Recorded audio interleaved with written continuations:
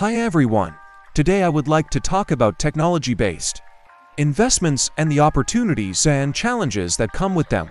In recent years, technology has revolutionized various industries, leading to the creation of innovative products and services. This has resulted in increased investment in technology-based companies, which presents exciting opportunities for investors.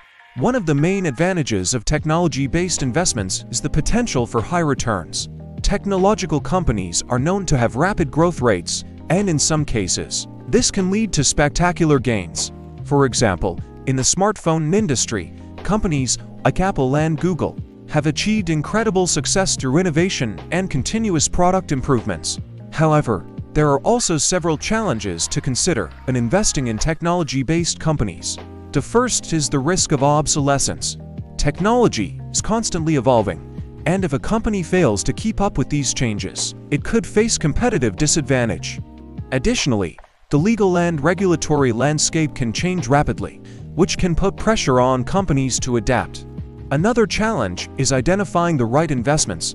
While technology-based companies can offer great opportunities, it's crucial to assess their potential before making a decision. This requires a deep understanding of the industry, the company's capabilities, and the market's demand for their products or services. In conclusion, technology-based investments present a unique set of opportunities and challenges.